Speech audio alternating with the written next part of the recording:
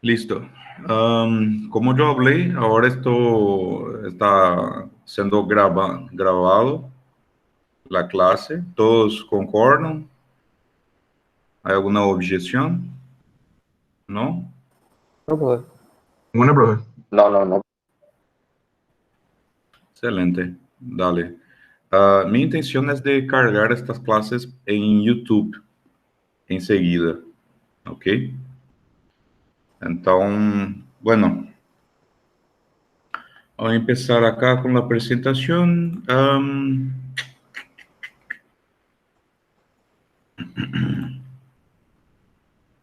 Hoy nosotros vamos a hablar en el tema de la historia de la propulsión a Yoho. Vamos a hablar sobre sistemas generales conectados a los motores de Yoho. Vamos a hacer una discusión sobre particularidad de los motores más modernos, más recientes, principalmente los motores para aplicaciones de aerolíneas y motores para aplicación militares. Y vamos a hacer una introducción macro, una introducción más topológica acerca de los compresores, ¿ok? Y entonces Jorge irá a hacer su presentación acerca de los ciclos de potencia conectados ao eje, ¿ok? Muy bien. ¿Dúvidas? ¿Cuestiones? Muy bien. Vamos a empezar. ¿Ustedes tuvieron alguna dificultad para agregar a la clase, para llegar a clase? ¿El enlace está funcionando bien? Aparentemente sí, Está ¿verdad? perfecto el enlace, yo no tuve ningún problema en lo personal. Buen día, Dale. Buenos días, Luis. ¿Todo bien? todo bien, Excelente. todo tranquilo. Excelente.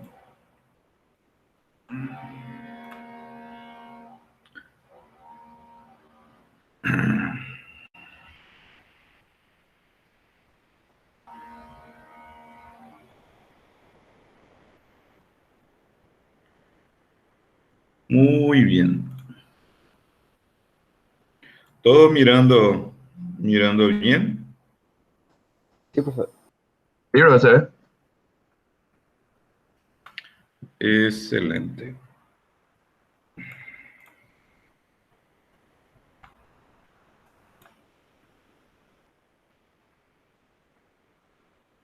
Excelente. Bueno, como hablé, vamos a estudiar estos tópicos acá, este material específicamente.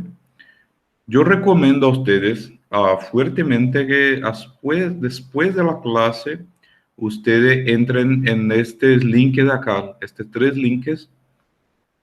enlaces, ustedes van a llegar a tres documentarios, tres películas muy interesantes, un ratito antiguas, tal vez usted tenga un rato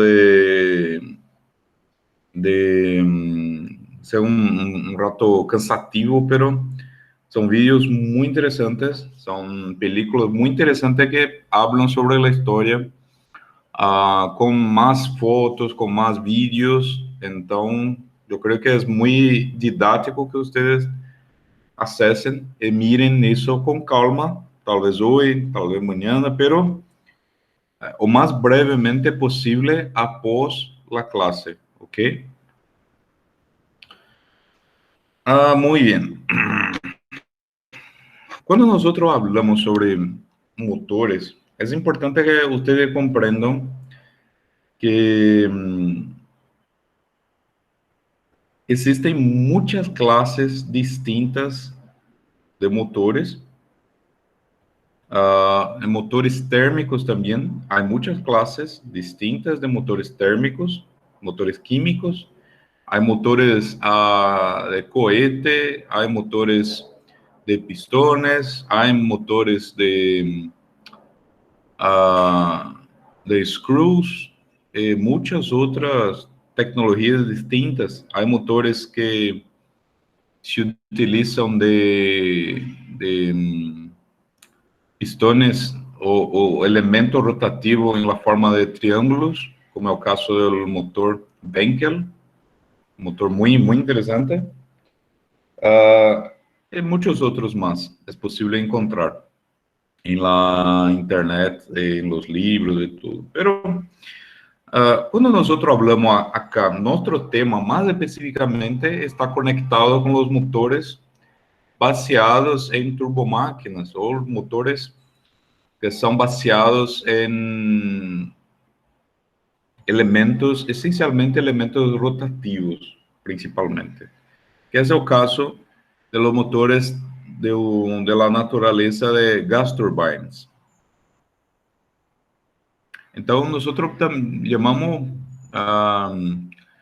como existe o tema em o início da pesquisa, da investigação, sempre se conectavam como motores a chorro, ou jet propulsion engines, ou jet engines. Pero esta nomenclatura de jet, ou de chorro, não é muito adequada, não é muito apropriada, porque temos muitos outros motores que se utilizam de jet, de chorro, como é o caso de los motores cohetes químicos, que se utilizam de chorro também, pero não é um motor com elementos rotativos, não é um motor baseado em turbomáquina. Então, se utiliza muito, de uma forma mais generalista, é o termo jet propulsion, pero este termo não é assim o mais adequado. O termo mais apropriado para esta classe de motores são gas turbine engines, ou motores baseados em turbinas a gás. Assim é uma nomenclatura mais apropriada, gas turbines, ou gas turbine propulsion, ok? Muito bem. Quando nós vamos mirar o início, realmente é o início, o start da investigação de los motores desta classe, podemos mirar o trabalho do engenheiro A.E.G. Jus. Era um engenheiro de Noruega, realmente muito inteligente, muito esperto. Era um pesquisador, um investigador de máquinas em geral, e teve ideias muito interessantes sobre o conceito de los motores a gás, motores de turbinas a gás. Então, podemos mirar acá, temos uma imagem de uma instalação de testes em la região de Oslo, em la Noruega. Podemos mirar que há acá mecanismos, há ruedas, com, por exemplo, um indutor. Há talvez algumas rodas acá que estavam investigadas, estavam sob investigação para compreender o fenômeno de compressão, de como os fluidos interagiam com as máquinas. Miren que há acá uma espécie de turbina inicial. Há um primeiro prototipo donde este engenheiro conseguiu, considerava o princípio de utilizar uma rueda assim, como estas, e comprimir aire hasta uma zona de combustão, uma câmara de combustão, e os gases generados por esta câmara de combustão deveriam ser injetados em uma outra rueda, fazendo assim o trabalho de turbina para movimentar o eixo e movimentar este compressor. Então, havia até então esse engenheiro Aegius preconizou ou inicialmente idealizou o princípio de funcionamento de una turbina a gas. Pero a pesar de ter construído muchas máquinas e llegado a generar potencia, generar energia e tudo, o trabalho do engenheiro aéreo não foi suficiente para chegarmos à fabricação de uma turbina que tivesse um motor que tivesse um processo de autossustentação. Esta acá é uma das premissas de Agedius, que era I have made the world's first gas turbine which has given positive power. Basicamente, se nós considerarmos esta afirmação, podemos entender, sim, que de fato, a máquina construída por este engenheiro foi passível de generar potência positiva, como nós falamos, de 11 cavalos, 11 pi, pero este mecanismo todo, esse princípio todo, não funcionava solo. Então, esta máquina de Agedius utilizava muitas outras coisas auxiliares ao redor e que não eram alimentadas por la máquina. Por exemplo, um sistema de câmbio de calor com água, um outro sistema de alimentação de ar comprimido preliminarmente.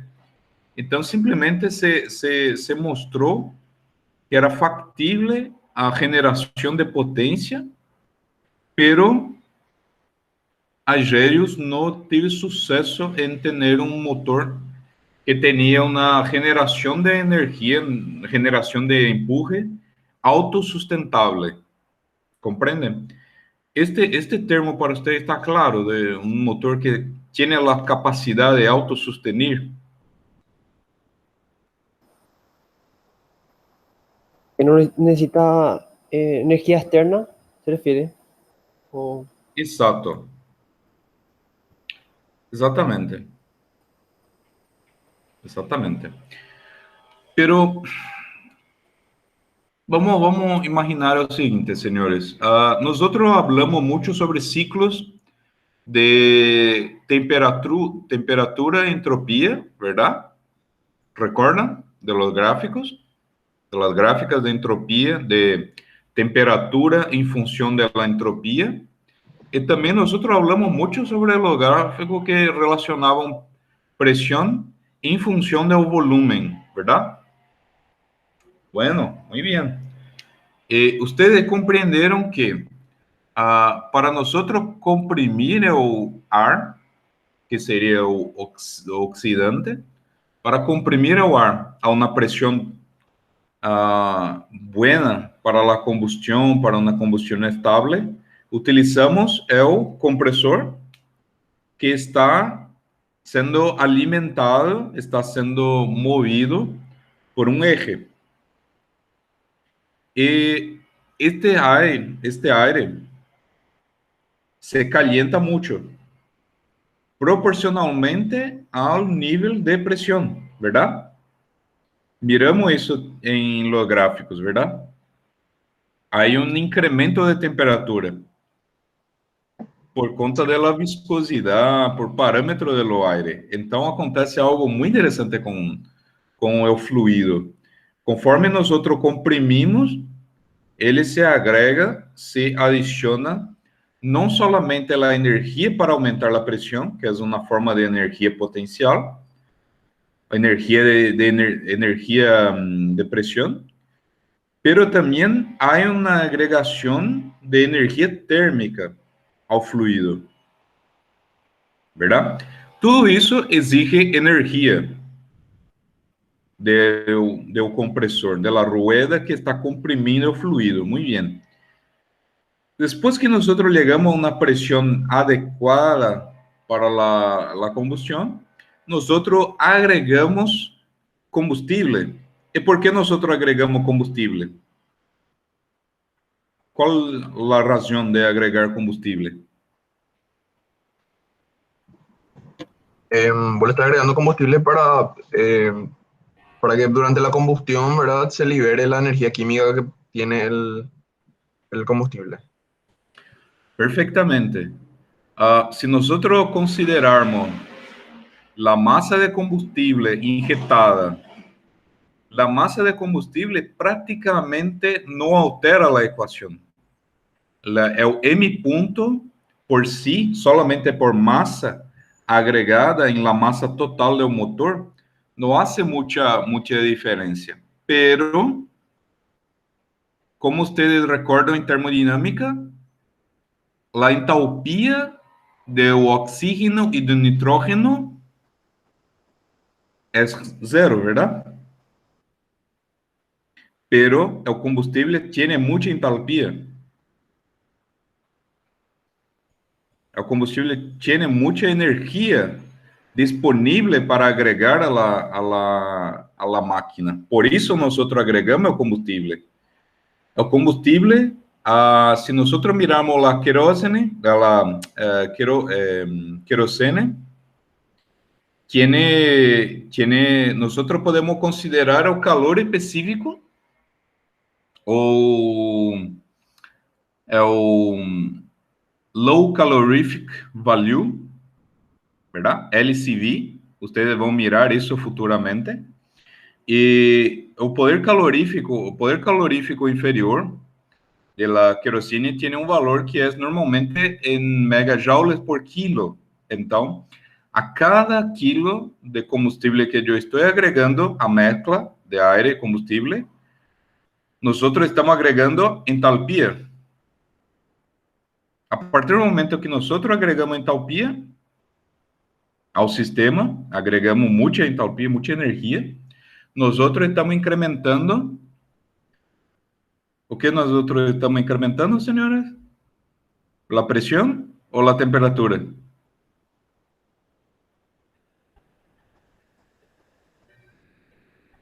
Agregar entalpía a la temperatura. Excelente, muy bien. Porque los motores a reacción, los gas turbine engines, utilizan al principio el ciclo de la presión constante.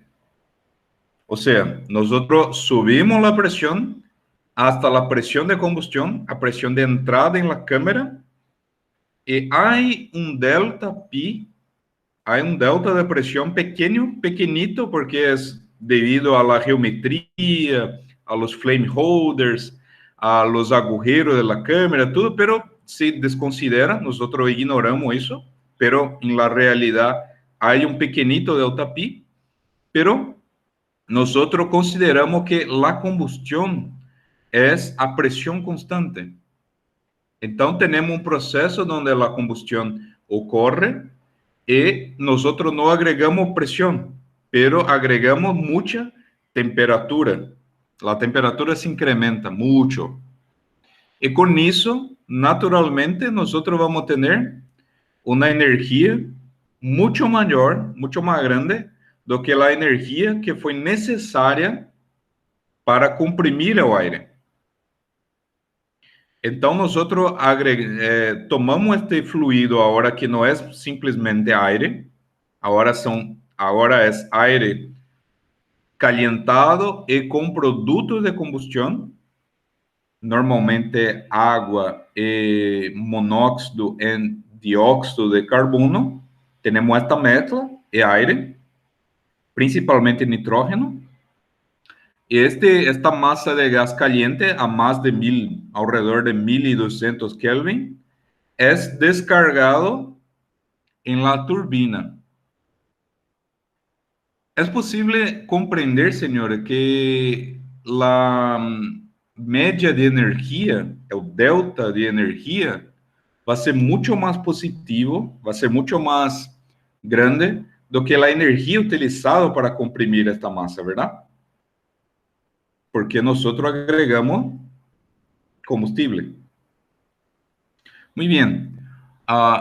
Cuando nosotros iniciamos las pesquisas de turbomáquinas en el inicio del século pasado, Las máquinas eran tan poco eficientes, la eficiencia era tan baja, los rulamentos eran tan rudimentares, eh, la- las palhetas, las álabes, todos los conjuntos eran tan pesados, tan hechos con una tecnología tan rudimentar, que simplesmente conseguiam pressurizar no aire, injetavam combustível e a potência total generada mal conseguia suportar a generação de pressão na câmera. Casi toda a energia que se injetava na forma de combustível, prácticamente toda a energia era consumida em atrito, em calor, em vazamento de gases, em baixa eficiência do compressor, baixa eficiência da turbina. Isso quando não explotava. Sim. E também tínhamos um problema muito sério no início do século, que era rapidamente, em questão de segundos, às vezes poucos minutos, los materiales, los aceros de este tiempo, se calentaban, quedaban rojos, y simplemente explotaban muy rápidamente. Entonces, simplemente no se tenía tecnología de materiales y tecnología de fabricación, de maquinación, de manufactura buena suficiente para construir um motor que tivesse a capacidade de autossustenir seu funcionamento, com alguma generação positiva de empurre, alguma generação positiva de energia. É o primeiro engenheiro que mostrou com sucesso a possibilidade de extrair alguma energia foi justamente a Helios, pero solamente em lo test bench, solamente em la bancada de ensaios. Como falei, com muitos sistemas ao redor, e isso estava muito lejos de agregarmos em uma aeronave ou em qualquer classe de veículo móvel, não? Bueno, vamos retornar acá, la presentación, toda tu pantalla.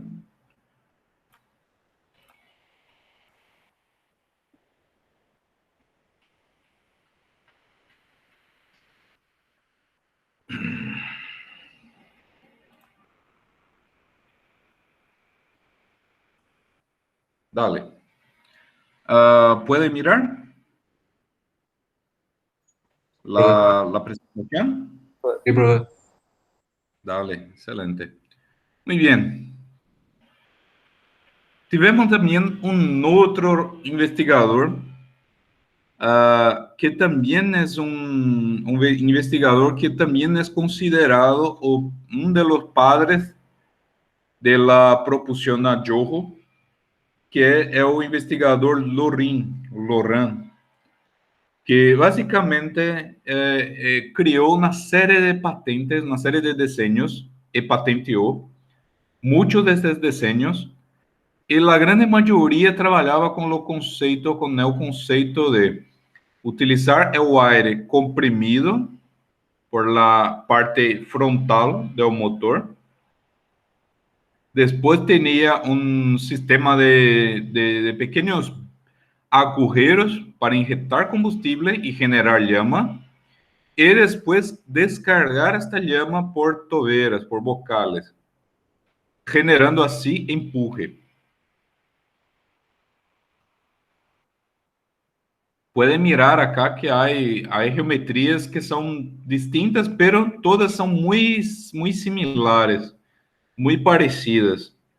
Solamente hay una de estas geometrias, que é esta, que em sua patente, o investigador Loran afirmou que partes rotativas eram utilizadas para aumentar a compressão e também para extrair energia do fluxo de massa de gases de combustão. Muito similar ao que seria um turbojet, pero não está claro se ele começou com o conceito de álabes ou não, ou compreendeu a necessidade de álabes e de compressores de turbinas. Não está muito claro que ele teve esta ideia, pero o que está muito claro para nós hoje é que este senhor inventou uma outra classe de motor. Vamos ver se vocês estão atentos. Qual classe de motor é esta, senhores? Que podemos dizer que o senhor Loran patenteou primeiramente.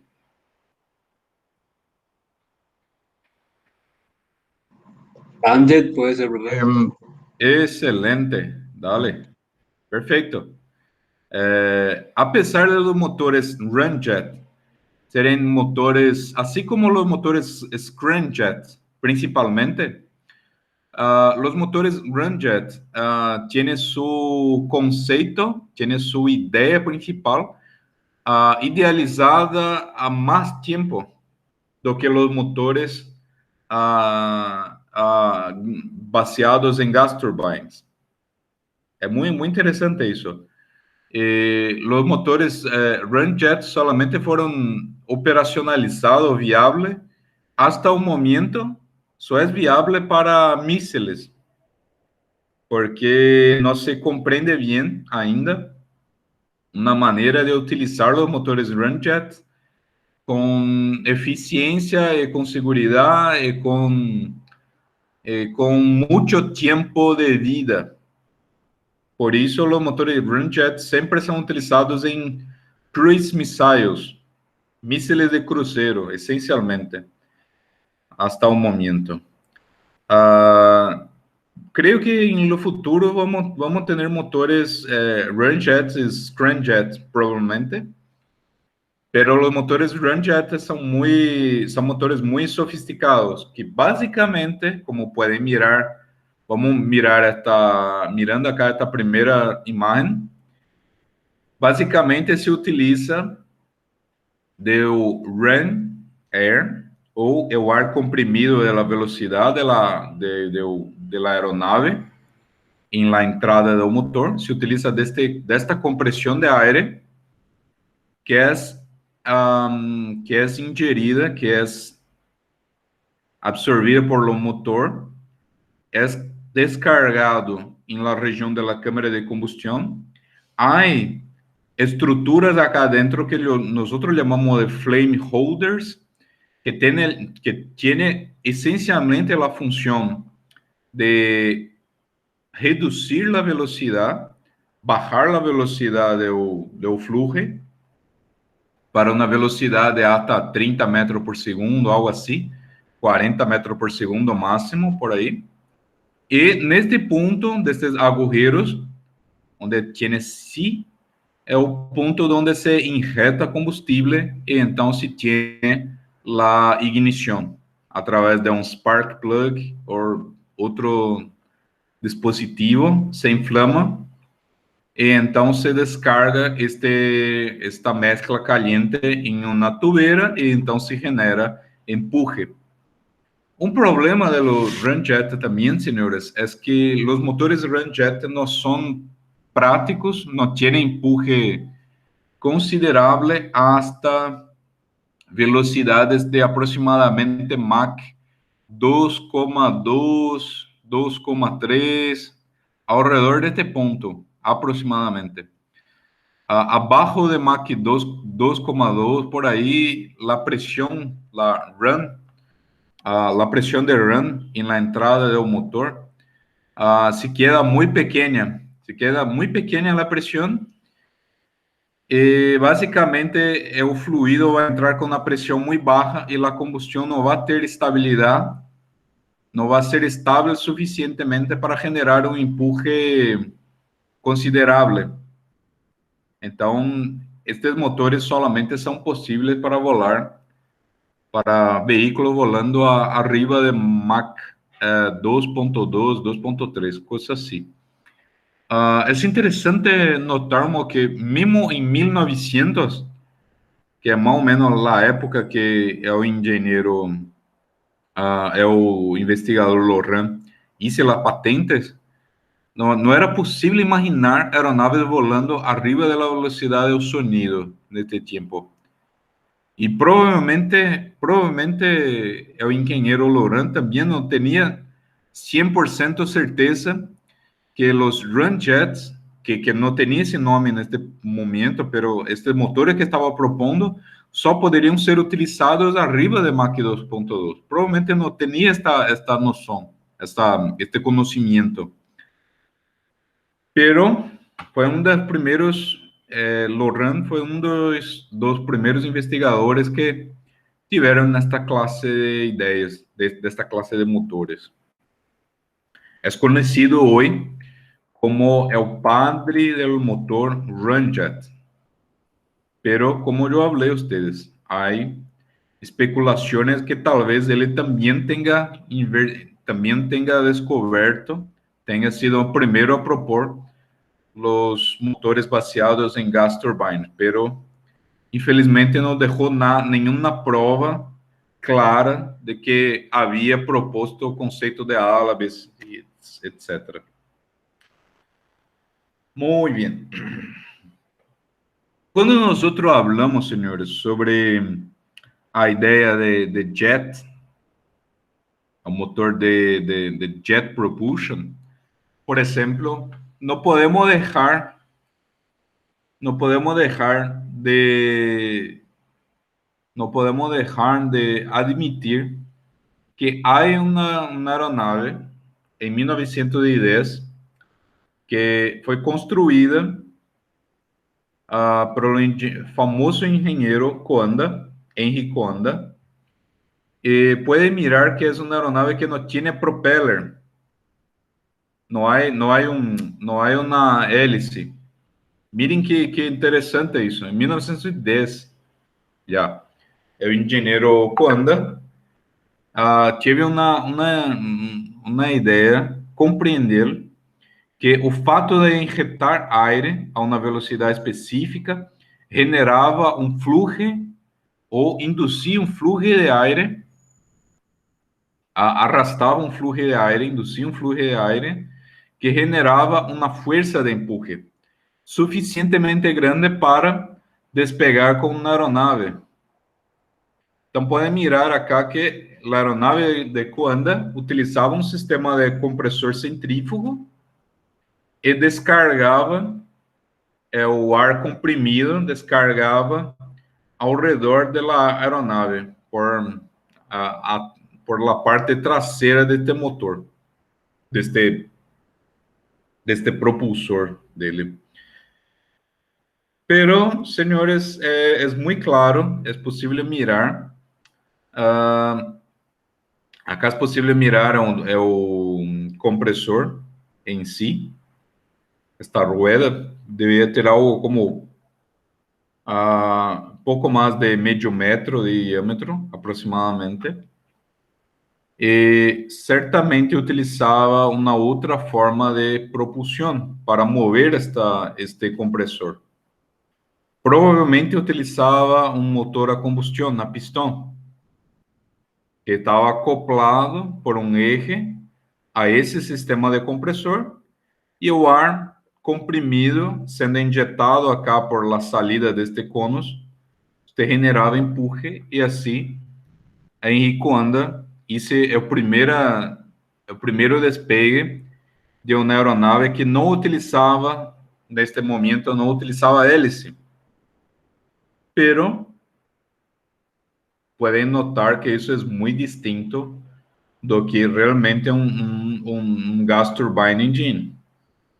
Porque o engenheiro Coanda pensou em la forma de generar um jorro de aire frio, aire ambiente, pero não teve o conceito, não obtive o conceito de utilizar o próprio fluido da combustão deste aire para retroalimentar o sistema de compressão. ese, señores, es la grande, esa, señores, es la grande, la parte más inteligente, sí, de los motores a gas turbine. Usted utilizar una turbina para retroalimentar el proceso. Muy bien, señores. Tenemos acá una otra patente de 1922 de Maxime Guillaume. Y este Guillaume probablemente foi um dos primeiros engenheiros, um dos primeiros investigadores que realmente proporam o conceito de compressor axial. Como pode mirar, esta é uma patente que foi depositada em 1922.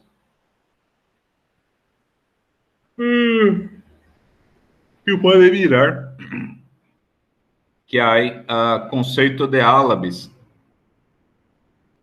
E há um tubo, um duto, onde este conjunto todo é acelerado. Pero, como pode observar, neste ponto ainda não há uma ideia clara de uma câmara de combustão ou algum sistema de turbinas ou um sistema de turbina para mover o compressor.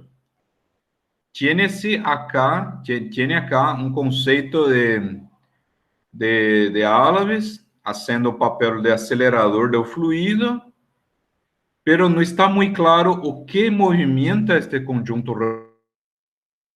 rotativo. Acá, por exemplo, se tem uma manivela, um acionamento manual, pero ainda não está claro se este conjunto acá é movido a um tanque de aire comprimido, por exemplo, que pode ser, ou exatamente, ou se planeava utilizar na mão de uma persona, ou algo assim, uma persona, talvez é o piloto, o condutor, movendo esta manete para generar empurre.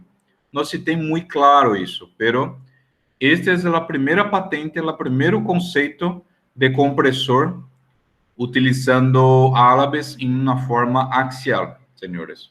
É o trabalho de Guilherme. Pero também não se tem em sua patente, não se tem muito claro nenhum conceito sobre a velocidade dessa saída do jet, o conceito de flujo, de jorro, de generação de empurre, não havia muitas coisas claras neste aspecto. Muito bem. Agora, senhores, tivemos também, podemos notar acá, um livro que realmente criou a maior parte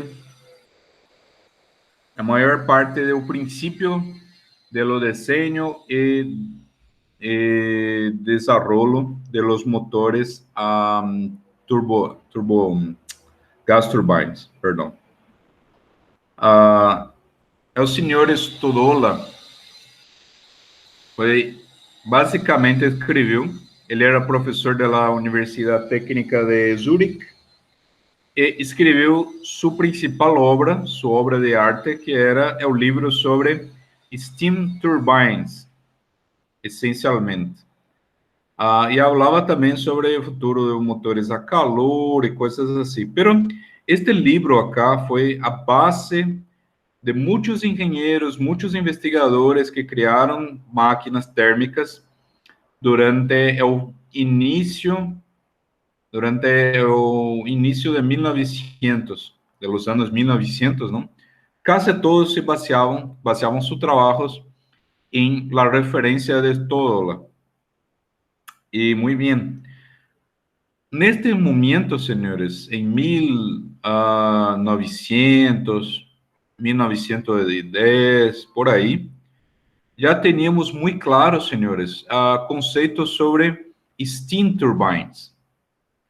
como se puede imaginar, las steam turbines eran básicamente ruedas con álabes de muchas geometrías distintas.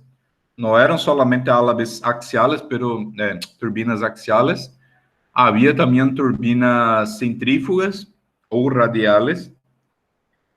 Su principio de funcionamiento era básicamente calentar agua en una caldera, en un reservatorio, e extrair el vapor de agua e injetar este vapor de agua diretamente sobre la entrada de la turbina.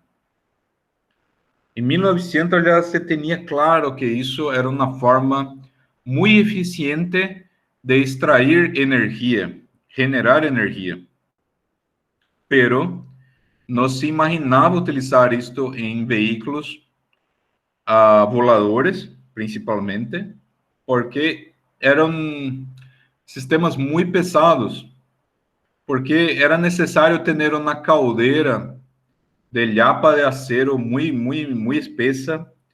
Era necesario tener quemadores de carbón o de madera, de leña, ¿no? Era necesario um sistema de válvulas e alimentadores para, então, sim, injetar o vapor de água diretamente na entrada da turbina. Isso eram mecanismos muito pesados, senhores, e começaram a se investigar este tipo de generação de energia para aplicações em locomotivas, em trenes, e para geração de energia mecânica e também energia elétrica em grandes cidades que tinham processos industriais. Nesses pontos, sim, hacía sentido. Se podia imaginar instalar uma caldeira, instalar mecanismos, todos, em cidades grandes, em cidades que já tinham processos industriais e necessitavam de grandes fontes de energia. Então, bueno, o senhor criou todo o princípio de funcionamento, criou a matemática ao redor, criou todos os princípios ao redor do conceito de expandir os gases, expandir o fluido através de álabes e, com isso, extrair energia, converter esta energia térmica em energia cinética e energia mecânica em seguida. Dale? ¿Dúvidas hasta aquí, señores? No, profe. Profe, con respecto a las primeras patentes que vos estuviste mostrando, Ajá. yo quiero saber, o sea, cuando vimos el tema de los ramjets, cuando eso ya había una noción de lo que es la teoría de fluidos supersónicos, porque obviamente lo que trabaja ahí son fluidos supersónicos. Ajá. Porque veo que fueron un poco en la época de finales del siglo XIX, principio del siglo XX. Entonces, Ajá, sí. no sé, mi consulta es si ya había obviamente una teoría fuerte o una base fuerte en lo que concierne a los fluidos supersónicos. Não. Ainda não estava muito claro. Se tinha uma ideia que ao chegar à velocidade do sonido, você teria fenômenos pouco compreendidos, aconteceriam coisas com pouco conhecimento ainda. Se acreditavam, por exemplo, que haveria calentamento, pero não se sabia exatamente quanto, não se saberia se haveria como seria o processo de transferência térmica, de transferência de calor, não? Havia muitas dúvidas, pero já se compreendia o conceito do que seria a velocidade do sonido, pero nós já teríamos, por exemplo, a ideia de que quanto mais próximo da velocidade do som, maior seria a pressão de run. A presión de run, señores, es básicamente la presión que es generada en la entrada del motor por simplesmente efeito de la velocidad del motor, de la velocidad de la aeronave. Para usted tener una idea, vamos mirar un número práctico. Las aeronaves de línea aérea actuales, que vuelan aproximadamente alrededor de 0,85, un ratito más, ratito menos, pero alrededor de 0,85, tiene una capacidad, tiene una run, una presión de run de aproximadamente 1,6. Significa que se você está volando, vamos suponer acá, 35.000 pés. Usted está a 35.000 pés, usted tiene una presión ambiente de algo como 15 kilopascais. Usted va a ter, en la entrada del motor, usted no va a ter 15 kilopascais, pero por lo efeito de la velocidad, pelo efeito de la velocidad de la aeronave sobre la nacelle del motor, por eso la nacelle, la entrada del motor tiene una nacelle, tiene una carenagem. Esta carenagem ayuda a hacer un efecto de compresión que puede llegar a 1,6 veces la presión estática ambiente. Entonces, si usted tiene, por ejemplo, 10 kilopascais, usted va a tener 16 kilopascais, solamente por lo movimiento de la aeronave. Então, o senhor Loran certamente tinha isso em conta, certamente sabia que com o aumento de velocidade teria um efeito de compressão, por isso não necessitava de um dispositivo específico para comprimir o aire em seus desenhos. Então, ele certamente considerava este efeito de compressibilidade do aire para comprimir o aire, mesclar o combustível e iniciar a combustão, pero eu creio que não sabia que necessitava de uma pressão a nível de Mach 2.2, 2.3, provavelmente. Hasta las primeras investigaciones con la aeronave X1, X1, X2, etc., no se tenía mucha idea do que poderia ocorrer com a aeronave ao cruzar a velocidade do sonido. Era um mistério ainda muito grande, não se sabia muito ao certo o que poderia ocorrer.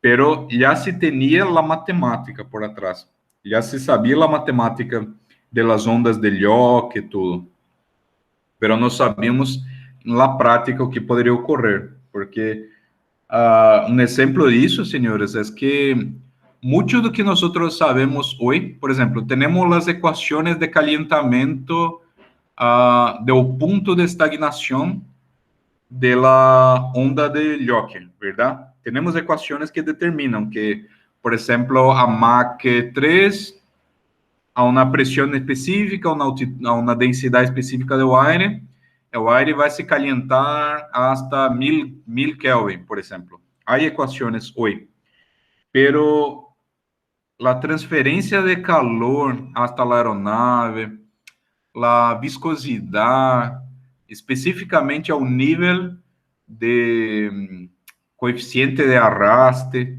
todos estes são parâmetros que foram descobertos em la prática.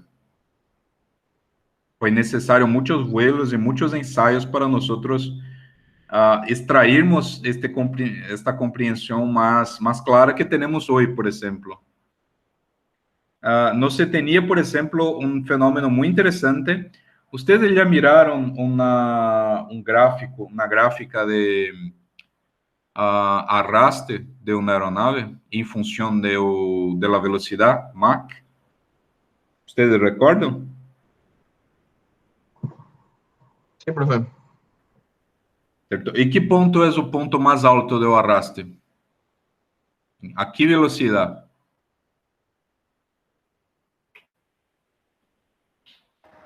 En Mach 1, si mal no recuerdo, tenés el punto mayor, el de mayor arrastre. ¿Cuál?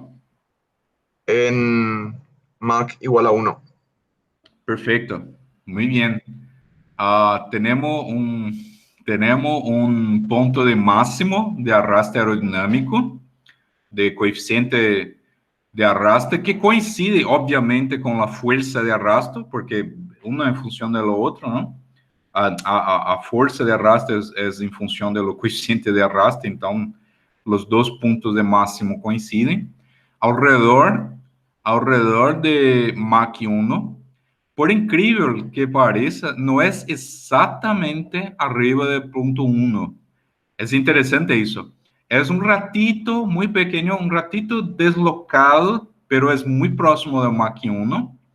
E depois de Mach 1, o coeficiente de arrastre empieza a diminuir. Muito bem. Pero vai diminuindo, o crescimento é exponencial, como diz a equação. O problema, senhores, é que depois de Mach 1, o arrastre diminui. Se vocês mirarem, por exemplo, vou utilizar o exemplo do cohete Joshua, que nós estamos desenvolvendo, e o estudante Pablo Marín, que vocês conhecem, companheiro de vocês, está fazendo um trabalho de la simulação, tudo. É interessante que nós miramos, senhores, que depois de Mach 4, a partir de Mach 4,5, por aí, nós temos um arrastre que é mais pequeno do que o arrastre abaixo de Mach 1.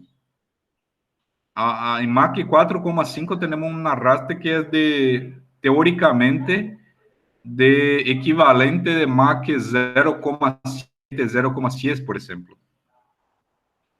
Como explicar isso? Por que isto ocorre?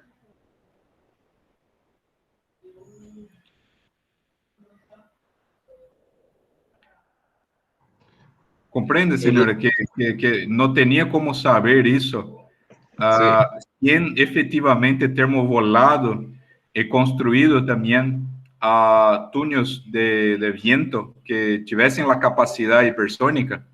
Hoje temos túneis, e eu creio que já na década de 50, eu creio que já haviam túneis com a capacidade supersônica, eu creio. Não estou certo porque não conosco muito a parte da história de la investigação supersônica, pero eu creio que já em 50, máximo em 60, já teríamos túneis de estudo supersônicos e hipersônicos, eu creio. Pero até este momento não temos como saber que ocorria desta forma, por exemplo. Então, respondendo... Sí. Resumiendo, entonces tendría, o sea, para la época ya existía un marco teórico, vamos a decir, matemático, ¿verdad? Acerca de los fluidos, pero no tenía un marco experimental con el cual constatar, ¿verdad? La teoría. Es eso más o menos lo que estás comentando, ¿verdad? Isso, perfeitamente. Teníamos um marco teórico inicial, preliminar, teníamos algumas ideias muito claras. Sabíamos, por exemplo, que com o aumento de la velocidade teríamos mais pressão e tudo, haveria fenômenos de compressão, pero não se sabia exatamente o quanto, ou não se sabia exatamente a qual temperatura chegaria. Estas coisas todas foram sendo descobertas. Não estou falando sobre o calentamento dentro do compressor, que isso já tinha as teorias.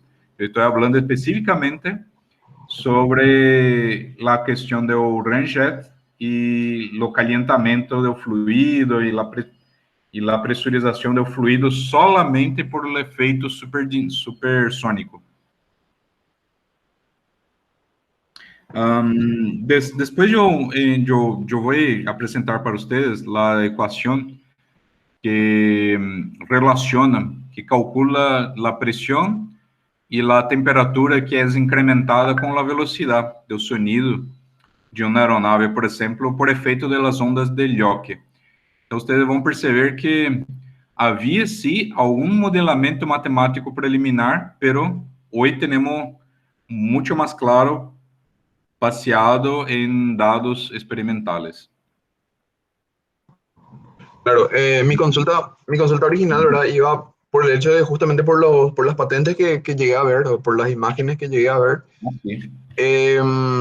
Ese motor preliminar ya tenía los conceptos de una nozzle, un nozzle supersónico, ¿verdad? Que sería convergente divergente, y también una entrada convergente, ¿verdad? Que es para fluido supersónico, ¿verdad? Entonces eso me llamó mucho la atención, ¿verdad? Por eso la pregunta inicial. Nada más eso. No, excelente. Buena pregunta, incluso. Pero es interesante, señores, mirar que realmente teníamos conocimientos preliminares, pero mucha cosa ainda no estaba muy clara, pero los investigadores fueron tateando, fueron intentando, pasito a pasito, fueron llegando a teorias que realmente hacían, que permitieron que construyesen motores operacionales. Como ustedes miraron, ¿verdad?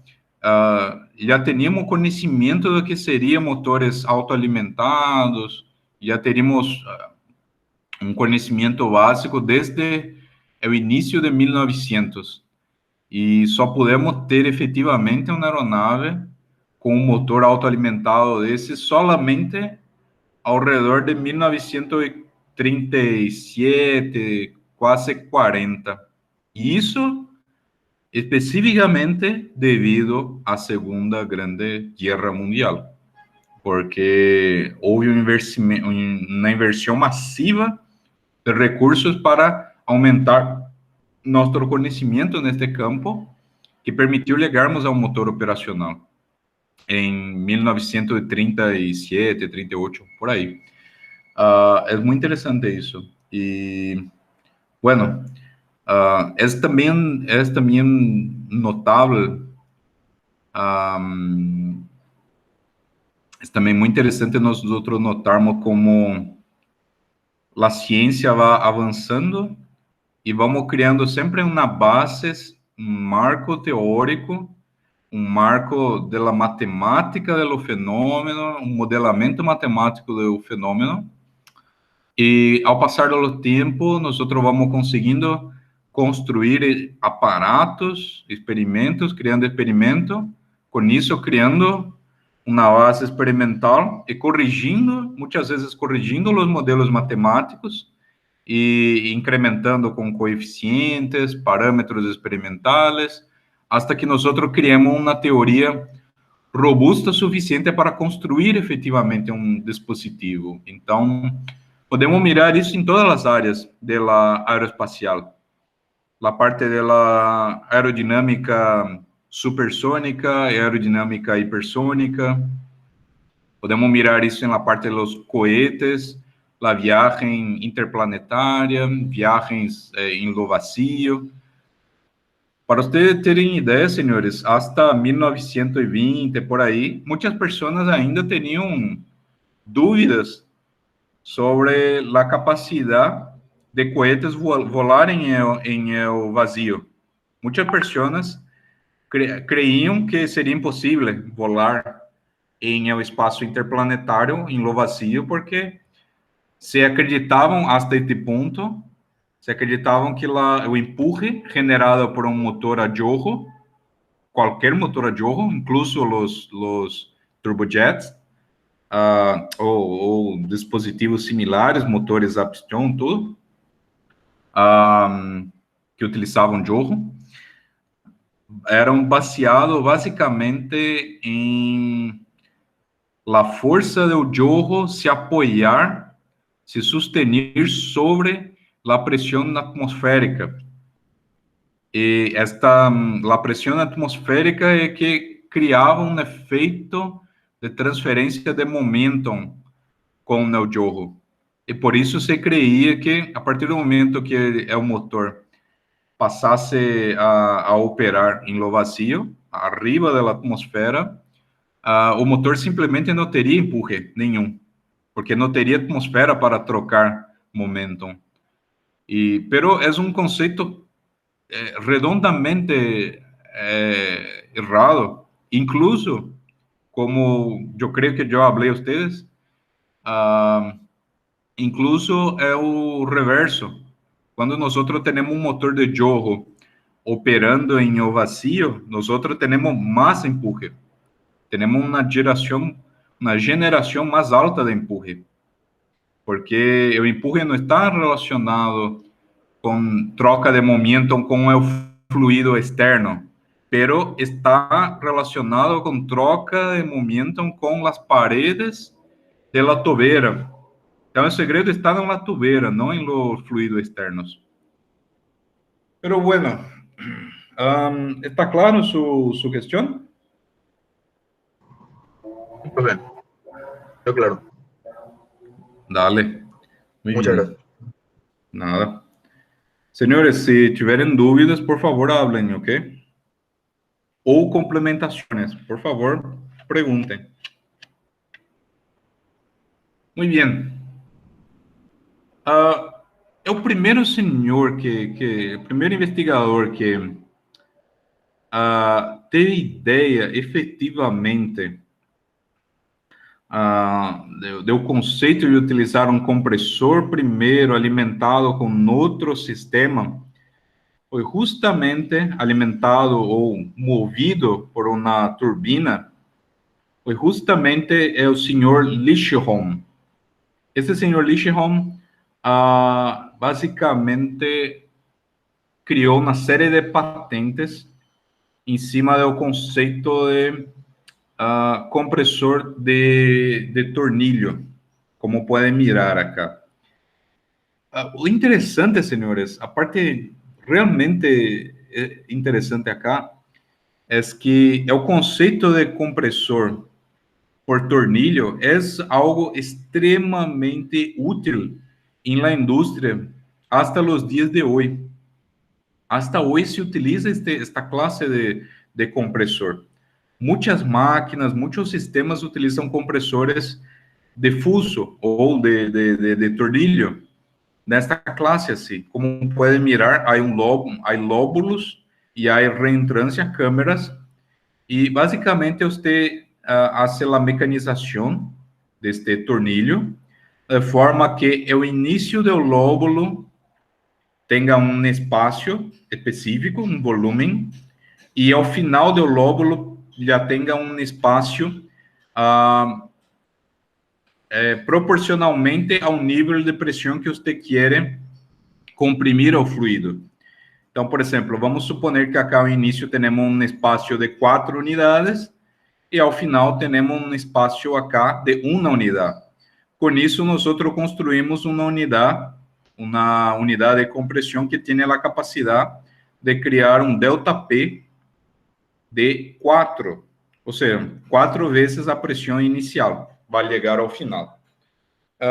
E quanto mais alto, obviamente, quanto mais alto o nível de pressure ratio, mais energia será necessária para comprimir, mais energia será necessária para mover este sistema.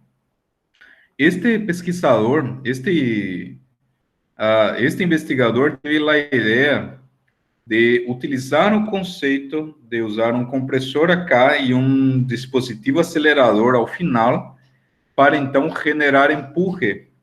Assim como também foi um dos primeiros, talvez é o primeiro investigador que compreendeu que poderia generar empurre por meio do jet, do jorro puro, ou então poderia utilizar parte da energia do jorro para rotacionar um propeller. Rotacionaram na hélice. Então, podemos dizer que este provavelmente foi a primeira patente a considerar o conceito de turbopropeller ou turboprop.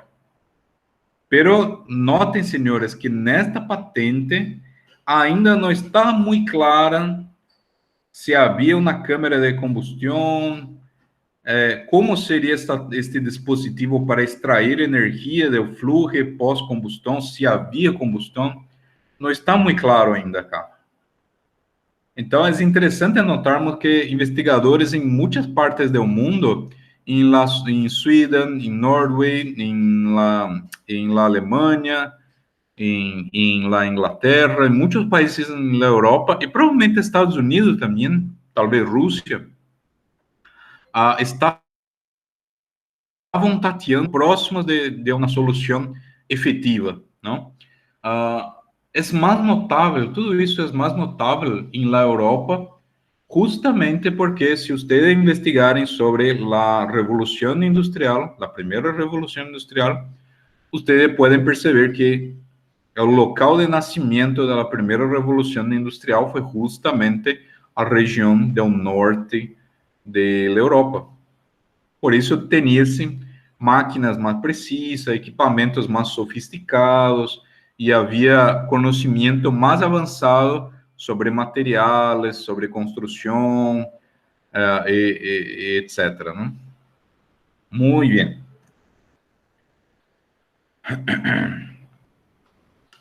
Temos outras pessoas que trabalharam bastante também. É o senhor... Havia 2 investigadores que criaram também as primeiras bases para essas pesquisas, pero é muito interessante notarmos que havia uma série de empresas que já existiam e que foram bases para a construção de um motor. Vocês vão perceber nos próximos slides que a existência de empresas preliminares contratando investigadores realmente competentes, investigadores geniales, foi a base que isso tudo, obviamente, com plata do governo nazista que mirava já na guerra, não? Eu creio que Hitler, desde que tomou o poder, desde que ele chegou ao poder, eleito por o povo alemão, desde o início, Hitler já mirava um conflito, ou então projeção de poder por meio de um poderio bélico, de um poderio também industrial. Então, isso tudo é parte de um milagro econômico, como uns historiadores chamam, não? Parte de um milagro econômico que foi possível em la Alemanha nazista antes da Segunda Guerra Mundial. Uma das bases deste milagro econômico estava justamente em um investimento massivo, uma inversão massiva do Estado em la indústria nacional, principalmente a indústria de autos, a indústria de navios, a indústria de construção civil, e principalmente na indústria bélica diretamente, não? Bueno, então temos um exemplo acá do senhor Wagner, é o investigador Wagner, que se filiou à empresa Junkers, que era uma fábrica famosa de Alemanha, uma fábrica de aeronaves de Alemanha. O senhor Wagner apresentou o conceito de turboprop para os diretores, o diretor, um dos diretores da fábrica, Junkers, e então se obteve plata do governo para então desenvolver esta classe de motor, tentar esta classe de motor. Então, miramos que em Junkers, na fábrica Junkers, se iniciou investigações para tentar desenvolver esta classe de motor. Se iniciou pesquisas também, mira que interessante acá, senhores, que esse engenheiro, assim como quando era chief de desenvolvimento de airframe, contratou uma outra empresa para um outro equipo para desenvolver materiais especiais, aleações de acero, especiais para alta temperatura.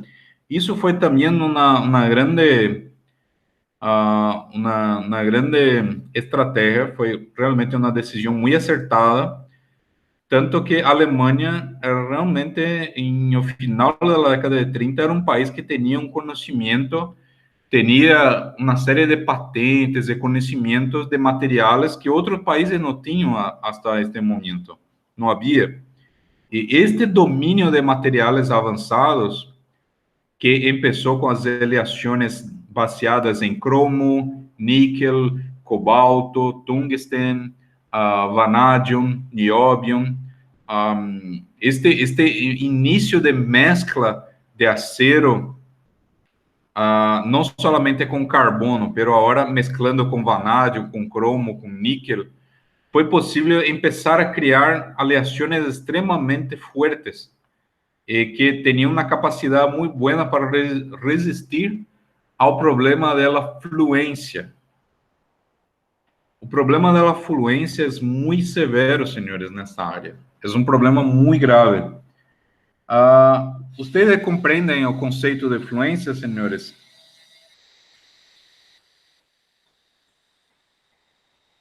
¿Recuerdan de las clases de materiales, la clase de resistencia de materiales? Que el material se empieza a relajar, se empieza a estirar,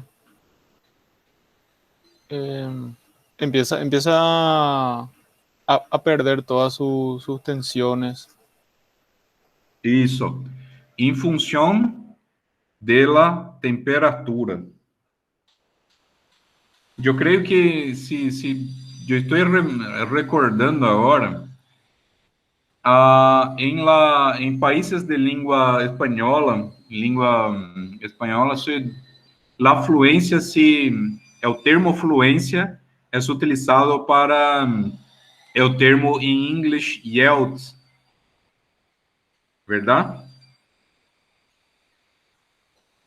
Vocês recordam das curvas de la resistência dos materiais? Temos o ultimate, temos o limite de ruptura e temos o limite de elasticidade, o limite elástico, ou yield, verdade? Sí, profe. Sí. Sí, sí. Muy bien. La fluencia no tiene correlación con estos puntos, ¿ok?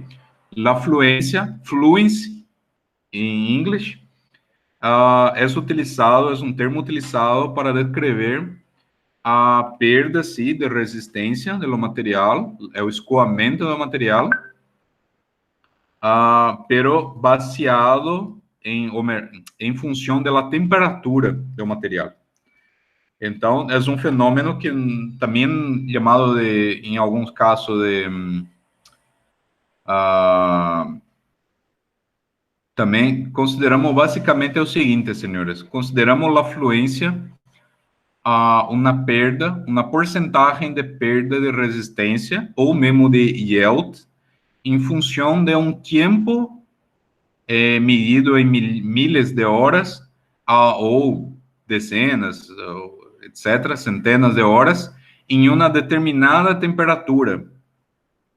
Basicamente, a fluência diz que um determinado material vai operar dentro do limite elástico, sem cambiar suas dimensões permanentemente, vai poder operar sem cambiar suas dimensões permanentemente durante um determinado tempo a uma determinada temperatura. Se nós incrementamos a temperatura um ratito, o tempo que este material é permitido operar vai diminuir um ratito também. E conforme nós subimos a temperatura, diminuímos o tempo que este material pode suportar operar dentro do limite elástico naquele ponto. Compreendem? Então, por exemplo, se eu estou projetando uma álave de uma turbina de um míssil, um míssil vai operar durante 1 minuto, 2 minutos. Portanto, eu posso utilizar uma temperatura, eu posso submeter o material desta álabe, de la turbina, a uma temperatura máxima, e considerar que este material vai suportar sem cambiar dimensões durante ao menos uma hora, meia hora. Se eu estou projetando a álabe de uma turbina, de um estádio, de uma etapa, de um turbofan, de uma linha aérea, por exemplo. Temos que considerar que uma álabe de uma etapa de turbina de um turbofan tem que suportar algo como, por exemplo, 20.000 horas, 40.000 horas, às vezes, depende do projeto. Pero para suportar 20.000 horas, sem cambiar permanentemente suas dimensões, este material vai ter é o mesmo material, vai ter uma temperatura limite muito mais baixo do que poderia suportar durante meia hora. Esta diferença, este fenômeno, nós chamamos de fluency em inglês.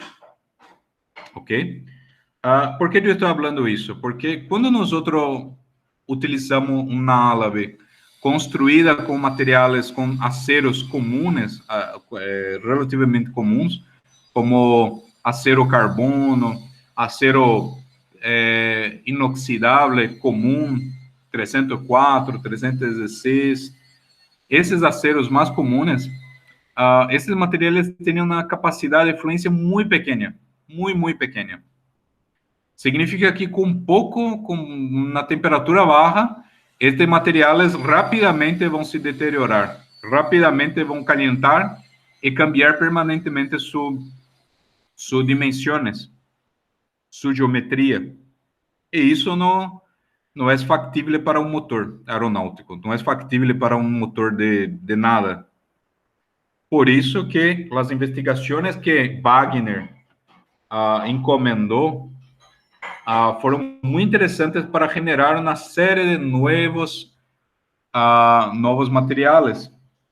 E assim como ocorreu na Alemanha, ocorreu também na Inglaterra, onde temos um material que foi criado que tinha um nome comercial chamado Wasp Alloy. Se podem mirar depois na internet, eu vou falar na classe especificamente sobre materiais de motores em las próximas classes, então eu vou falar mais. Pero, por exemplo, esta aleação de Wasp Alloy foi uma aleação criada especificamente para a parte de motores. Isso em la Inglaterra. Ok?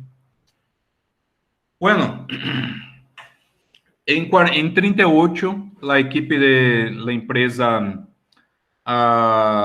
Renkel começou a trabalhar também nesta área de motores, mirando a fabricação de los primeiros motores alemães, a fábrica de avião Henkel.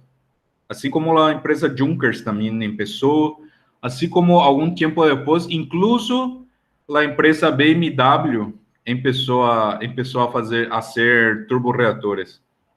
A empresa que hace autos, BMW. Muito bem. Podemos mirar acá um dos primeiros conceitos de Wagner. Um dos primeiros conceitos de Wagner. Pode tomar um café com o meu? Pode ser? Pode dar às 11, então. Tá? Senhores, vamos fazer um intervalo às 11, ok? Vale, profe. Dale, profe. Ok. Então, acá, senhores, podemos mirar uma das patentes escritas por Wagner em 37.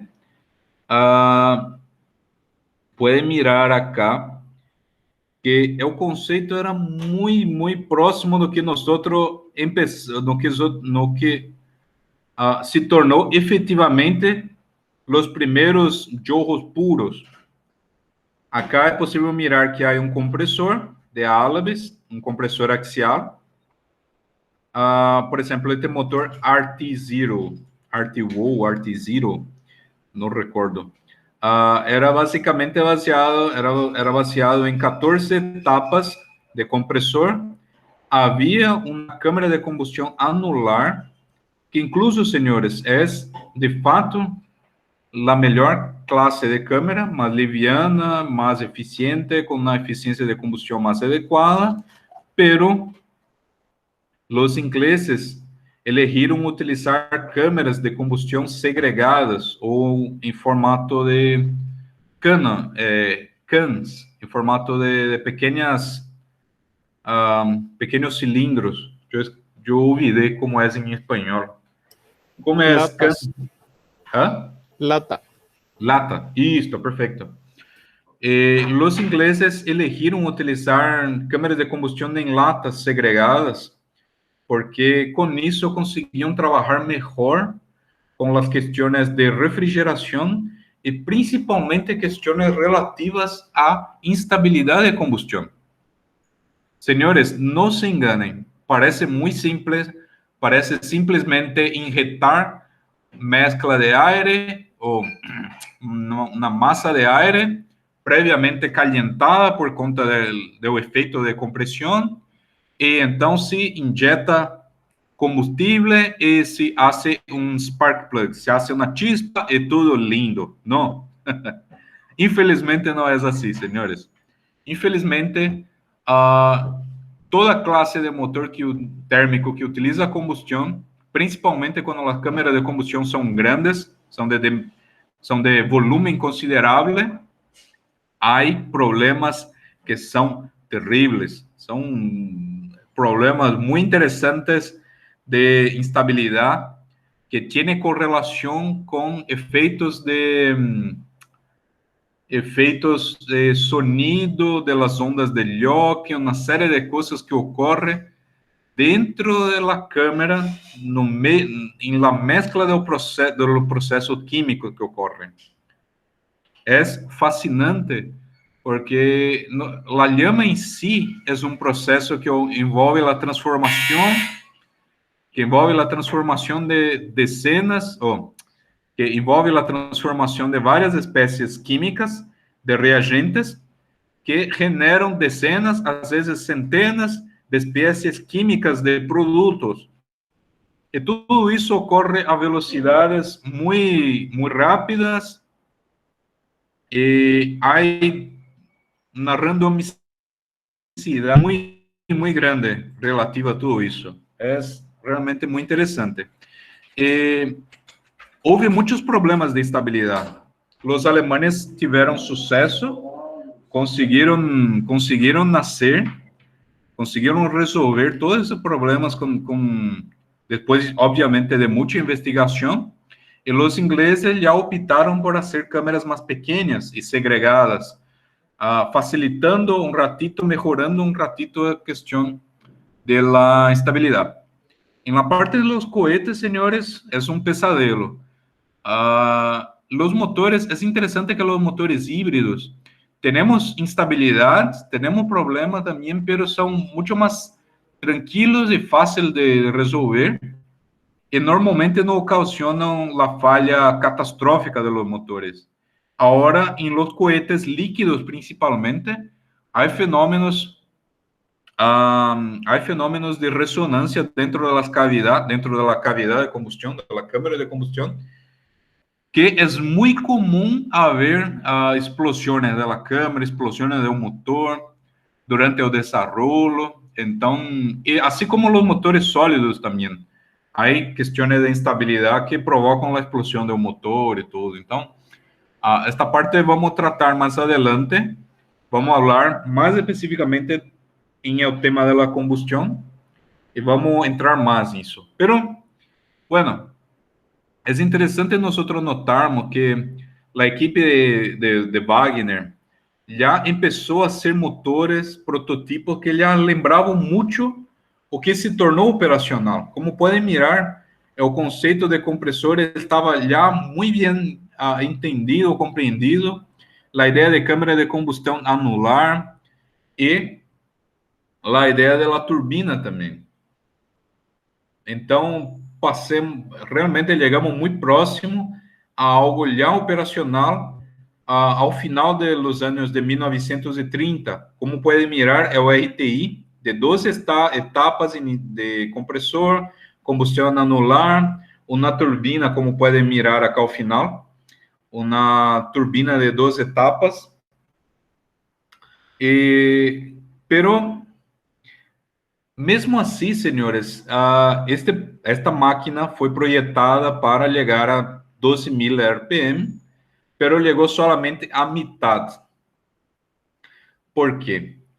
Basicamente porque ainda não havia processos de construção muito adequados, os rotores, o sistema de compressão, ainda estava muito pesado, estavam construídos ainda sem muita eficiência estrutural, e também tinha problemas com o sistema de rolamentos, e também havia outro ponto, senhores, que é crucial em los motores a turborreação, que é o gap, que é o espaço entre as álabes, as puntas das álabes, e a carcaça da máquina. Então, ainda por falta de conhecimento, ainda por pouco domínio técnico, se construíam acá as turbinas e os compressores ainda com espaços grandes para impedir que tocassem a carcaça.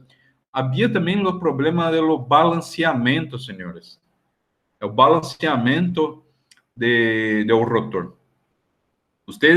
Para ustedes que conducen, saben que de tiempos en tiempos nosotros tenemos que ir a oficina, ao taller de mantenimiento de autos e agregar pequeñas masitas de plomo en las ruedas del auto, ¿verdad? ¿Por qué hacemos eso?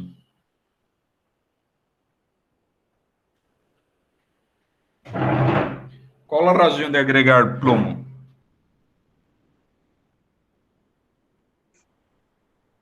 Por el balanceo puede ser. Sim. E o que ocorre se não estiver balanceado? Y como mi auto se va todo mal, Como? es muy inestable, es inestable, tiende a vibrar mucho. Perfeito. Tende a vibrar. Exatamente. Pero a rotação de tu auto é certamente uma rotação baixa, verdade? De la rueda. O motor, tudo bem. O motor pode chegar a 3, 4, 5.000 RPM. Motores de motorcycle podem chegar a 7, 8, 10.000 RPM. Ok, pero as ruedas em si têm uma rotação muito mais pequena. E mesmo a rueda com rotações muito mais pequenas, tem uma capacidade de poner todo o veículo a vibrar. Agora, você pode imaginar o efeito de um rotor de uma gas turbine sem balanceamento? Y no, profe. Las primeras máquinas tiveram problemas muito fortes com isso, e algumas delas se despedaçaram, inclusive, se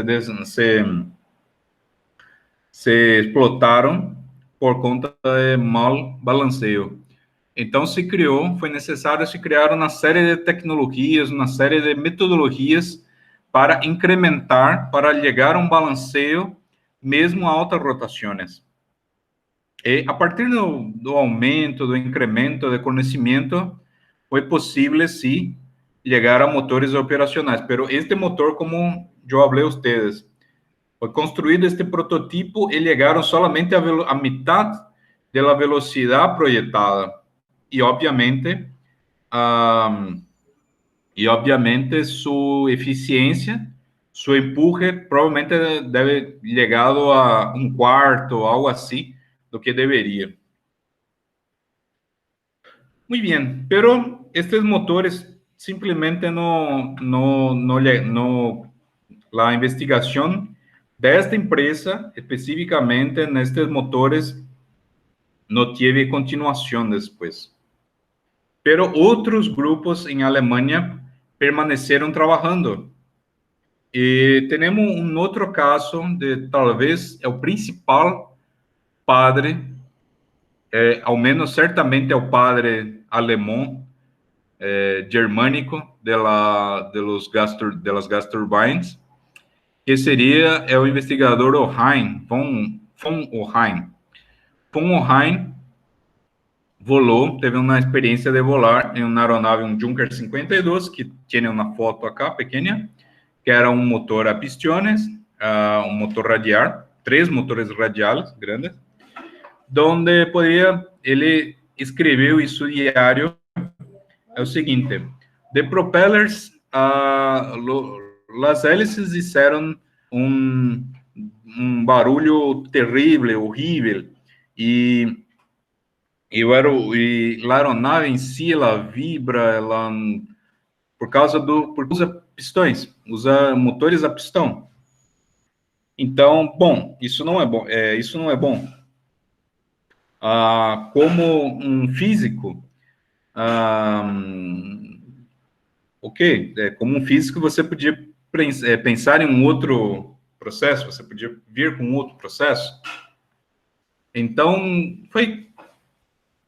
isto é um ratito mais de folclore. Não sabemos exatamente se foi assim a primeira discussão ou não, pero houve um interesse muito grande, von Oheim, e ao final de 1920, von Oheim já estava interessado neste tipo de máquinas, nessa classe de motores, e começou a desenrolar. A primeira coisa que pensou, realmente, e faz muito sentido, é criar um motor que não tivesse partes móveis. E, senhores, quando nós falamos de dispositivos aeroespaciais, sempre que nós temos dispositivos com muitos componentes e componentes móveis, mais grande é a probabilidade de falha e mais caro será este dispositivo. E provavelmente mais pesado também. Então, existe, hasta hoje, inclusive, senhores, há um grande interesse, uma grande, como pode ser, há uma grande preferência por utilizarmos sistemas e máquinas e dispositivos que utilizam o mínimo possível de partes móveis, sempre. Vou agregar a vocês um exemplo muito claro também dentro da área de coheteria. Você tem conhecimento que há motores que são de propelente líquido e há motores que são de propelente sólido. Os motores a propelente sólido têm uma eficiência de empuje, que chamamos de impulso específico, que é um conceito.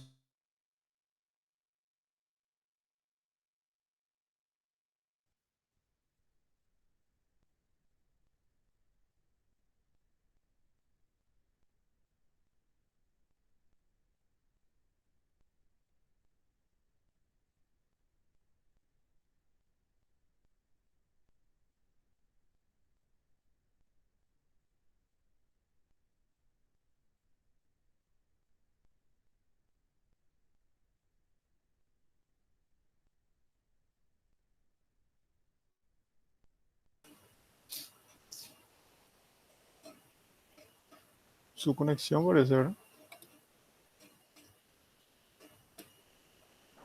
Ahora, Jorge. Yo pensé que era mío. Yo también pensé Yo que miré también, le miraba a los perros y se movían todavía. Sí, la conexión del profe creo que Ahí va a caer. así se conecta.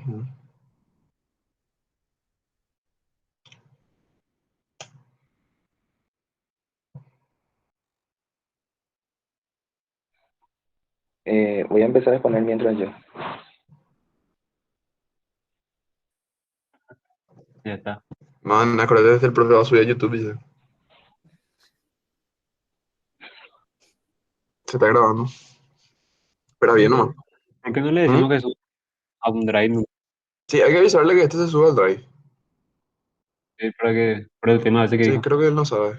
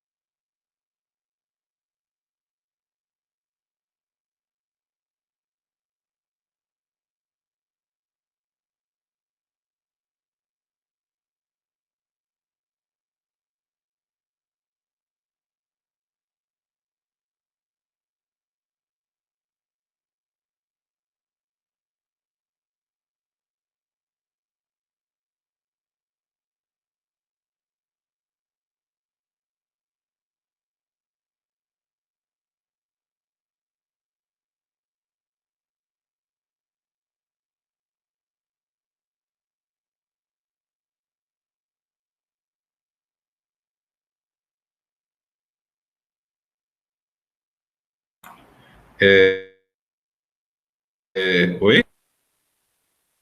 Ahí está, profe. Yo estaba, ¿hace cuánto tiempo que yo salí de la sala? Y 5 o 6 Hace- minutos más o menos. Wow. Hace 5 minutos. Sí. Menos cuarto más o menos saliste. Yo Ahora estaba son... hablando, yo estaba hablando y solamente realicé que, comprendí que había saído cuando yo hice una pregunta y ninguém respondeu. Yo miré, ué, ¿dónde están los estudiantes? Están todos dormindo, qué raro.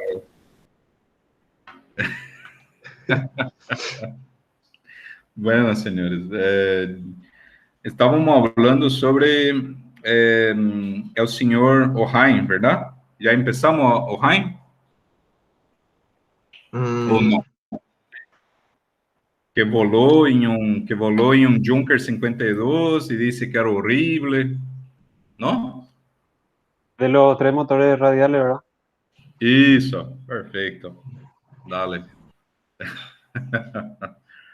Estão compreendendo hasta acá, senhores? ¿Está claro? Sí, profe, sí, profe.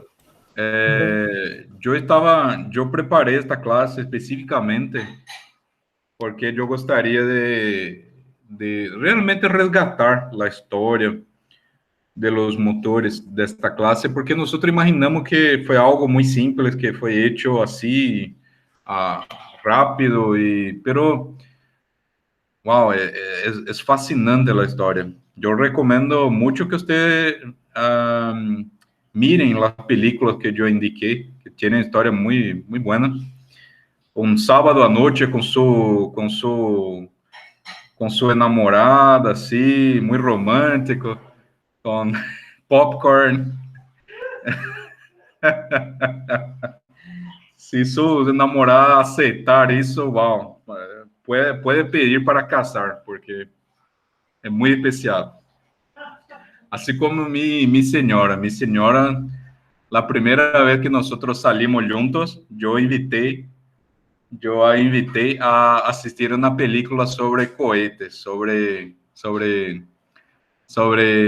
uma missão lunar, todo muy filme de geek, de nerd, pero ela aceitou. Realmente é uma senhora muito especial, uma chica muito especial. Bueno, vamos retornar acá ao Rhein. E é interessante, senhor, que podemos mirar que os alemanes investigaram muito mais a parte de motores de reação, gas turbines engines. Houve muitos investigadores e muitas empresas em Alemanha se involucraram nesta classe de desenvolvimento, ao passo que em Inglaterra, o principal padre da investigação era um cadete da Força Aérea, Frank Rito, que foi assim, há muitas histórias controversas sobre Rito, porque ele realmente confrontou muitos de seus superiores, porque em la Inglaterra as pessoas não criam que seria bueno, motores a reação era uma tonteria para os superiores de Rito. Ele teve que mover muita força, fazer muita força política e peleas e tudo. Incluso durante uma das investigações que estava fazendo, sua plata toda foi cortada, cancelaram o programa porque viraram que não, isto nunca vai ser aplicado em aeronaves. E bueno, então chegou a Segunda Guerra Mundial e realmente a aeronave Messerschmitt 262 criou um terror sobre a Força Aérea da Inglaterra, a Royal Air Force, la RAF. Realmente começou a aterrorizar-se com os Messerschmitt 262, as primeiras aeronaves, os primeiros fighters utilizando jet propulsion. E em fato, tinha muita vantagem estas aeronaves, eram muito superiores a los Spitfires. Isso certamente provocou uma reação de retomar as investigações, pero ao final da guerra, os ingleses preferiram simplesmente, ok, vamos prender alguns engenheiros e vamos tomar toda a pesquisa de graça, gratuitamente. Mas, mais ou menos como ocorreu com as pesquisas em el campo de la cohetería também. Toda a pesquisa de Wernher von Braun foi basicamente dividida entre Estados Unidos, que teve a maior parte, que aprendeu as máquinas, os desenhos, e a principal equipo de Wernher von Braun, foi todo escoltado hasta regresado a Estados Unidos. E os soviéticos também aprenderam muitas coisas, conseguiram aprender algumas unidades do V2, também do B2, alguns engenheiros, alguns cientistas, técnicos. Então, o programa espacial, tanto da União Soviética quanto de Estados Unidos, todos começaram com o final da Segunda Guerra por conta da ciência e investigação que foi feita por os nazistas. Podemos mirar que a Segunda Guerra Mundial foi algo terrível, foi algo muy malo para la humanidad en general, pero realmente podemos sacar muchas innovaciones tecnológicas, mucha ciencia, mucha tecnología, mucho conocimiento.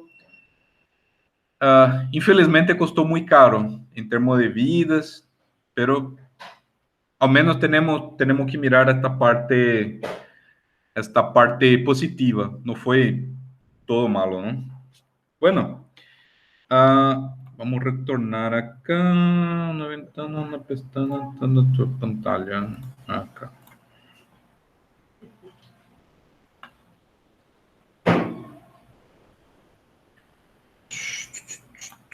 Muy bien. Então, von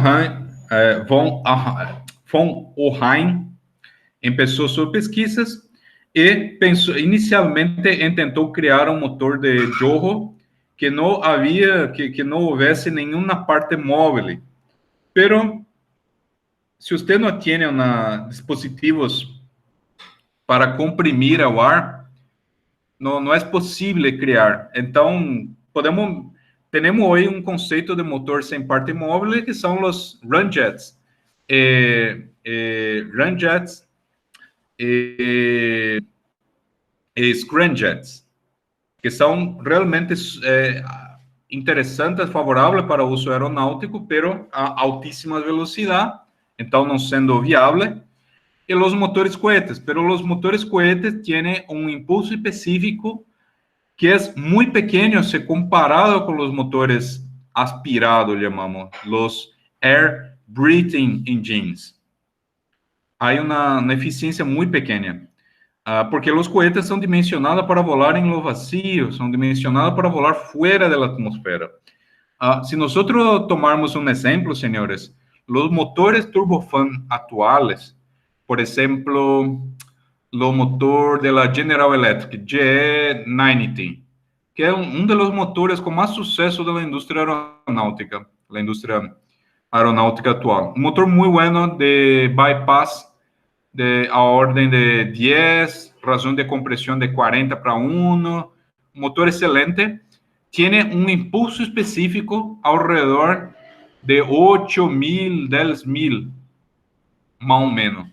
Significa, senhores, que 1 quilograma de querosene pode fazer um impulso total de 10.000 kilogramas segundo.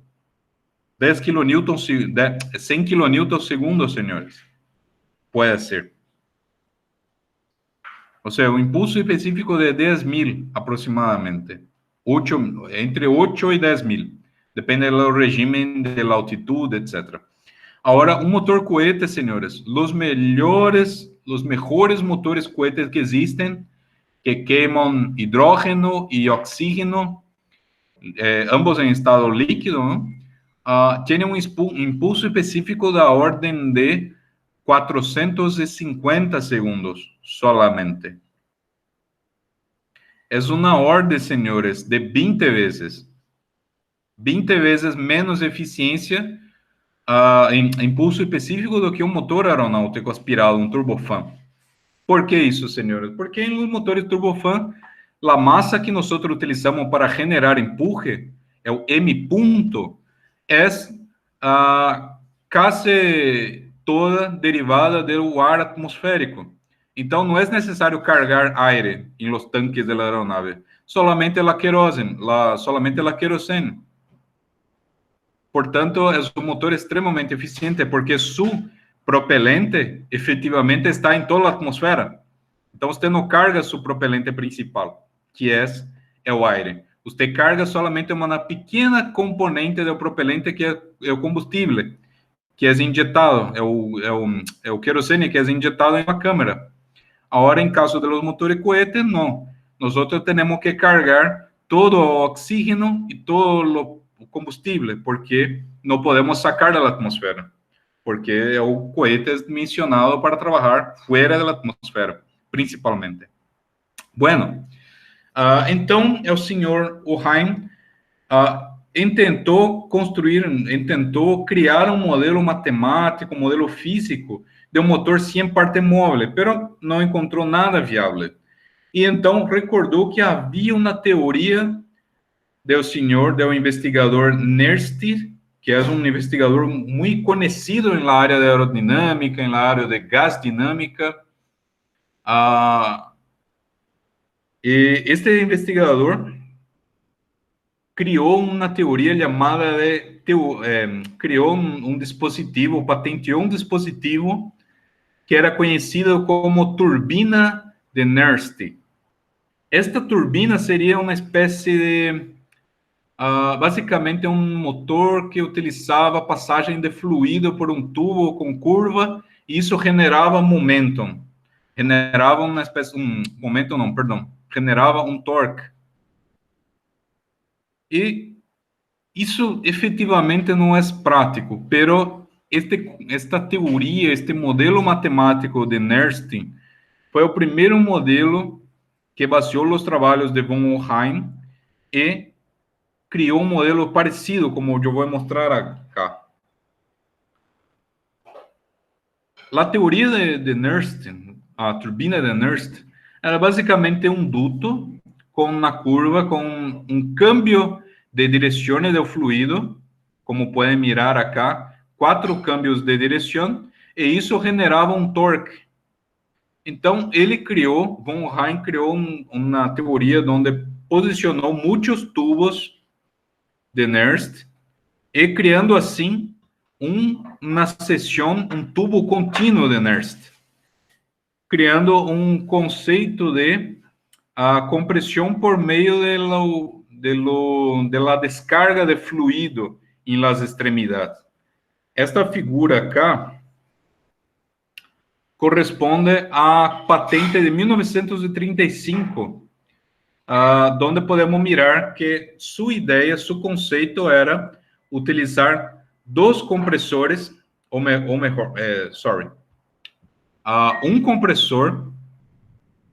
Desculpe, senhora, às vezes é um ratito às vezes é um ratito confuso mesclar o inglês e o portunhol, e queda uma língua um rato mesclada. Espero que vocês estejam compreendendo bem. Sí, profe, tranquilo. ¿Se entiende? Excelente. Muy bien.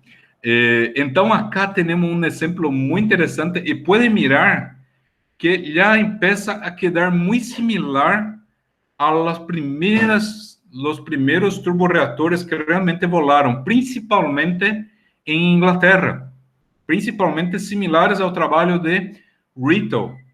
Pode mirar que o conceito de efetivamente a primeira patente de von Ohain previa acá um compressor de classe centrífuga, que era até então um compressor mais simples, mais baixo custo de construir, de 2 faces. Pode mirar que é um compressor único, pero tiene 2 faces. É um compressor espelhado. E este compressor ele se alimentava com aire e comprimia esse aire, e então era descargado em la parte de la extremidade, como diz acá em la figura 2, descarregado o combustível, havia queima, e esta queima passava por um outro pequeno dispositivo que permitia, ou melhor, que generava uma rotação, um torque que generava uma rotação que retroalimentava o compressor. E logo este gás caliente era mesclado com gás frio também, pero este gás calentado era descargado em uma tobeira, em um bocal, um nozzle, acá como podem mirar. E isso generava empurre. E este conceito acá, senhores, é um dos primeiros conceitos realmente que poderiam permitir uma operação sustentável, donde este dispositivo de aceleração, este pequeno dispositivo de extração de energia, esta pequena turbina poderia rotacionar, girar este compressor. Podem mirar que é um dispositivo muito simples. Pueden mirar también que es menos crítico o balanceio, porque é um dispositivo rotativo com uma distância muito pequena, mais simples de balancear, menos elementos do que os outros motores que apresentamos antes, que miramos antes. Então, von Oppenheim criou um dispositivo desse em sua casa. Começou a criar modelos acá em sua casa com auxílio de um mecânico de autos. Um certo dia, von Oppenheim estava criando um modelo, estava fazendo sua pesquisa, suas investigações com este tipo de motor, e durante uma tarde, em um taller de autos, encontrou um mecânico, um simples mecânico, Max Henn, e este mecânico ajudou a pesquisa de von Oppenheim e ajudou a criar um modelo em sua garagem, em seu taller personal, e começou a criar os estudos em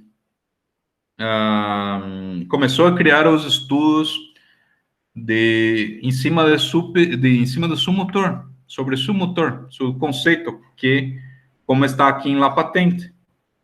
Então, pero von Oppenheim não tinha a plata suficiente, e nem mesmo não estavam, seus modelos matemáticos não estavam perfeitos ainda, não estavam completamente corretos ainda. Então, Oppenheim decidiu contatar o dono da Heinkel, o professor Henkel, criou a empresa que fabricava aeronaves, e então, partindo deste contato de von Oppenheim diretamente por cartas, obviamente, a Heinkel, este senhor foi invitado à casa de Heinkel e, juntamente com outros pesquisadores, outros investigadores e técnicos invitados também por Heinkel, se criou o primeiro time, a primeira equipe que teve a capacidade de criar, operacionar um motor autossustenível. Neste momento começa a nascer o sonho do primeiro motor a turborreação alemão que realmente foi operacional. Agora vamos fazer nosso intervalo e então volvemos